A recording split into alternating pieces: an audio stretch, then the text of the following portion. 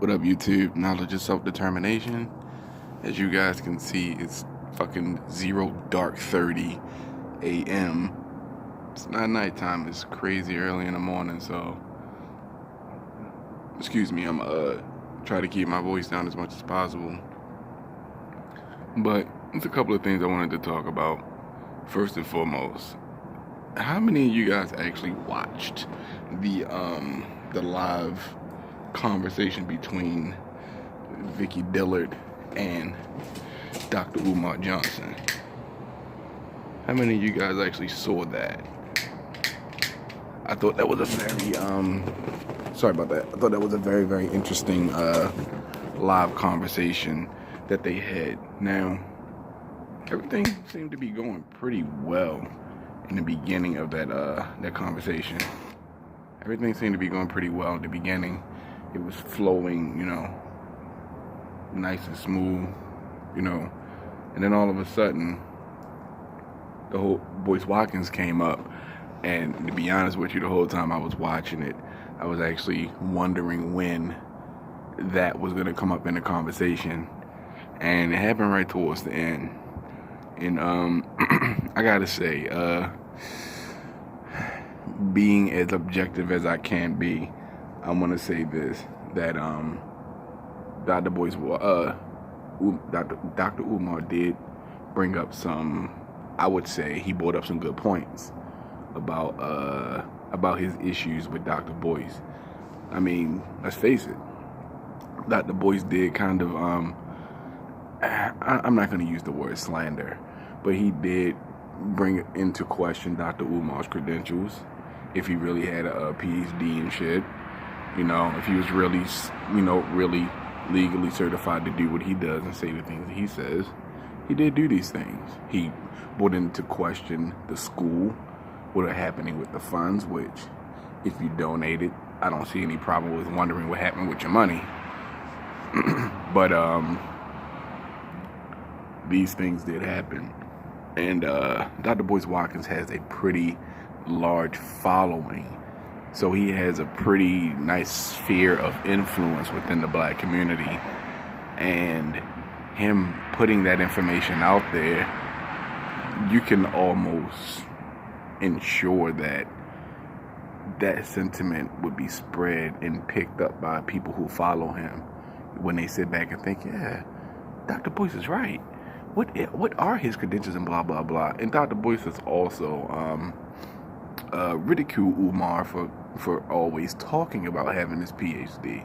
Now, I watch Dr. Boyce videos regularly, and I have left in the comment section on a number of occasions and made videos asking this question, or maybe not asking the question, but making a statement, But it is more of a question. Basically, telling Dr. Boyce, like for instance, one of the last comments that I made concerning this particular issue, Dr. Boyce was talking about his credentials and, how hard he worked to get his PhD and all the money that it costs. And I was saying, you should talk about that shit. You put in a lot of hours and a lot of money in order to get those credentials. You should talk about it and tell people who you are. It authenticates what you say. You should do that. And then I asked, but why is it that Dr. Umar why did you ridicule and question Dr. Umar for doing the same exact thing? How come it's okay for you to do that shit, but it wasn't okay for him to do it? There is some hypocrisy there. You understand what I'm saying? I haven't necessarily heard Dr. Boyce address his own hypocrisy. I've never heard him address it. I mean, I've heard him say, he wanted to bury the hatchet with Umar, and that he wanted to try to move forward and get past this situation. He was willing to talk to him. I think in that instance, he is being the bigger man, But however, I've never heard him go on air, online, and admit to what he's done. You know what? I did do this. Now, just because I'm saying I haven't heard it does not mean that it hasn't happened. So let me put that out there. Just because I haven't heard it doesn't mean it didn't happen. I'm just saying I haven't heard it. If there is a video that exists where Dr. Boyce said, you know what, I said some things about Umar Johnson, which I didn't have any validation of at the time, and I was absolutely wrong to bring into question his credentials, you know what I'm saying, without actually checking before I open my mouth about it. I don't recall ever hearing him say that shit. But it doesn't mean that he hasn't. But in any event, with all that being said, now, this is actually a couple years old now. This is actually a pretty old beef. And it's actually, I think it's quite idiotic, to be honest with you. These are two guys who, if they actually collaborated, they could have a fucking, they could have a very long-lasting effect on the black conscious community.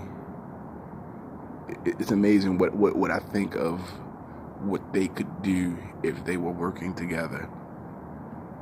Pulling all of their resources, I think they could get a lot done. But,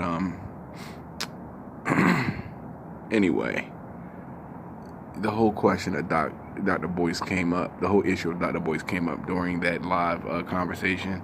And Dr. Umar went on a rant, on a tangent. I mean, he really wouldn't allow Sister Vikki Dillard to really get a word in edgewise. He does that. He filibusters a conversation. He'll just talk and talk and talk and talk over you and talk over you and talk over you.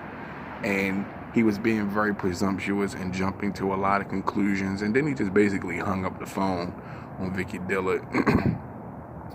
But I'm wondering if that was his intentions in the first place, because, you know, he had made a lot of little innuendos, you know, that I picked up on, you know, like, because, you know, he kept saying, I mean, he always says that, but he kind of made it a point to say it during, he made it a point to say certain things during the actual conversation. Now, I just want to say this. I think they're both right. Well, let me retract that. Umar is right in what he said about Dr. Boyce. If those videos are up where Dr. Boyce was basically talking shit about Umar and he's apologizing to him, but he still leaves the videos up, that's kind of fucked up. He should take the videos off. Like, if he's really trying to bury the hatchet, maybe you should take those videos down. That's all I'm saying. Maybe you should. Right? Now, on the other hand, Dr. Umar is not, it maybe those are the reasons why, but to hold on to a grudge and have this much venom X amount of years down the road, like, I would assume that this shit, like, really hurt his feelings. To still be this angry about that shit, I mean, I'm sorry, you know, I could hold a grudge with the best of them, but I can't see holding that much venom for that long. You know what I'm saying? Like, you know what I'm saying? But at the same time, that shit probably hurt him a lot more than he's letting on. But the way I admit, I think he was being very disrespectful to Vikki Dillard. You know, filibustering the conversation and talking over her like he did, and basically telling her that, you know, she's defending Boyce Watkins because she feels beholden to him because he allows her to use his platform. I thought that was kind of fucked up, because in the age of social media, she doesn't really need, you know, I mean, she doesn't really need anybody else's platform to get her word out. In the age of social media, she doesn't really need that. You understand? But it's a collaborative effort. You know, she brings in her crowd, and his platform coupled with his crowd gives her a much bigger audience to spread her word. What's wrong with black people working together in that fashion? I think that was kind of fucked up that he did that, though. You know what I'm saying? I mean, in all honesty, I think it's fucked up. This issue is probably not ever going to be resolved. I think Umar approached the situation kind of like a child, which is kind of ironic because he's a child psychologist. it's very ironic. Well, not a child psychologist, but he's a psychologist. So I find it very ironic that he took such a weak-minded position in that situation. You know, I mean, real talk. I mean, like, he's keeping this beef fresh on his brain, bro. Like, he's keeping this shit fresh on his brain. And while I do believe in what he's doing, I believe in his message, I believe in what he says his goals and his ideals are, you know, so far as the future of black boys and the black community, you know. But I think I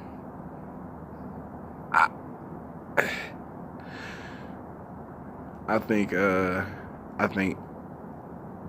he kind of went a little bit too far with Vikki Dillard, in my opinion.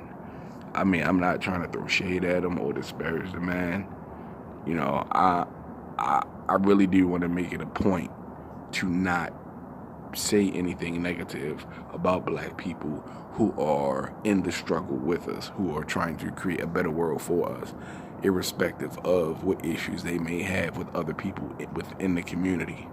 You know what I'm saying? I don't want to say anything negative about the brother because I think he's doing good work for black people. The same with Dr. Boyce. But I don't believe anybody is beyond reproach. I just don't believe it. I will say this. I think both of these men are PhDs. Both of these men are highly intelligent, highly educated brothers. And I think they're both arrogant. I think they both have gigantic egos. In all honesty, I really believe that they do. However, I think all of those things coupled with everything else that they bring to the table is why they have personalities that people are drawn to. At the end of the day, it's their confidence in themselves that gives you confidence in them. I mean, if they were online and speaking all weak and timid and unsure of themselves, you wouldn't listen to a fucking thing they said. It's the fact that they are so confident and outspoken and direct with their message is what makes you flock to them. I mean, let's be honest. It's also the same thing that could be repelling them from each other, but it's what makes the people that follow them. I just think that the situation could have been handled differently on Umar's part. I think he could have shown Vikki Dillard a lot more respect. And he was on Dr. Boyce's platform, and I think she brought up a good point. You know, if we're going to bring his name up or put him into the conversation, he should at least, on his platform, he should at least have the opportunity to address what it is you're saying. I thought Dr. Umar was somebody who was looking for solutions within the black community. You know, who knows? Who really knows what this dude's motivations are, man? I really don't know. I really can't say.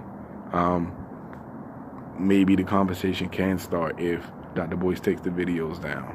Maybe the conversation can begin there. Who knows? I don't know. Umar seems to be very stubborn. You know, he has a very fixed mindset when it comes to certain things. I guess I would just say at the end of the day, it'd be nice if... Now, see, this kind of infighting is the perfect example of why white supremacy is always going to work. We have two of our brightest scholars who are constantly at odds with each other, constantly butting heads. This is how white supremacy wins. This is a huge part of what got us in this position in the first place in Africa. Read When Things Fall Apart. I know the name, I just don't want to say the author's name wrong. It's an African name. I do not want to say the name wrong. I don't have the book right in front of me. But read the book When Things Fall Apart. It's excellent. It's an excellent book. But that's part of what helped to divide us in Africa and what ended up having millions of us being on this side of the world. The infighting between us, the butting of heads, the non-concessions. No one's conceding. You understand what I'm saying? Everybody thinks they're right and nobody thinks they're wrong. This is how we're so easily infiltrated. This is how we're so easily divided and conquered, because we let our own egos get in the way. You understand? We'll talk some good shit and then turn right around and do the very thing that we're speaking negatively about. We'll turn right around and do the same shit that we say as a whole we need to stop doing as a people. It's very ironic. But I think this is one of the biggest problems with us. They're not being able to put petty differences aside and come together. And as long as we can't do that, our situation is always going to be fucked.